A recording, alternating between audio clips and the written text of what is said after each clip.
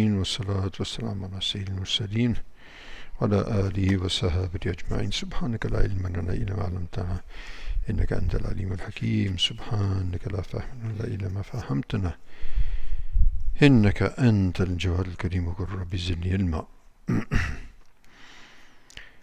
أعوذ بالله من الشيطان الرجيم.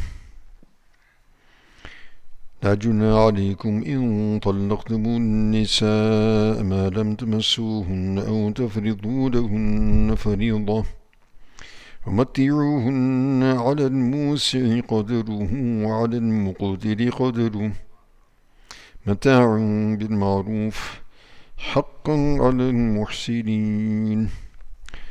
صدق الله مولانا العظيم. So continuing in the ayats of Surah Baqarah concerning talaq. So here Allah subhanahu wa ta'ala mentions لا جناح عليكم إن طلقتم النساء ما لم تمسوهن أو تفرضوا لهن فريضة. There's no sin upon you if you have, or when you have divorced the women in the situation where you have not up to that point consummated the marriage. In other words, there you have married the women, you have divorced them without actually engaging in intercourse with them.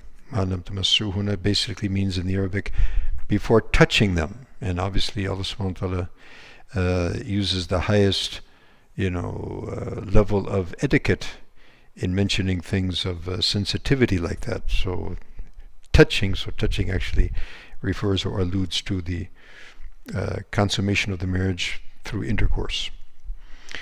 So there's no sin upon you if you have divorced them before actually consummating the marriage, or before you have actually designating and specified a fixed amount for the dowry, which is also a requisite of the marriage. However, the amount has not been fixed. So we understand from that fixing a dowry is a prerequisite, but fixing the amount is not a condition. There will be a mahr and it should be fixed, and if it's not fixed, then what will happen is that what we call the mahr al-mithl, or we would see women of a similar status of that particular woman, and something that would be considered appropriate for them would be also given to that woman. However, in this case, the marriage has not been consummated, there has not been intercourse, and so therefore, if you have not at this point also fixed the amount of dowry, then Allah subhanahu wa ta'ala says, فَمَتِّعُوهُنَّ, give them something, give them some benefit, give them some compensation, because obviously this is going to amount to it's going to create stress, and it's going to create there is going to be tension which has been created through this marriage which didn't take place, obviously. So this is going to be a type of burden or tension on the women, so compensate them accordingly. So if you haven't actually specified the amount of dowry, then give them something. So obviously the more you will give them, and the more generous you are, and the more open-handed you are, then the more Allah subhanahu wa ta'ala will appreciate that. And there's various narrations of our aslaf, of our pious ancestors, anywhere from very huge amounts to the minimum which Ibn Abbas radiallahu ta'ala anhu mentions, at least give them one set of clothing. And again, we've kept mentioning this bil ma'ruf, according to the custom, what is deemed suitable or appropriate for the time, place, and the persons, etc.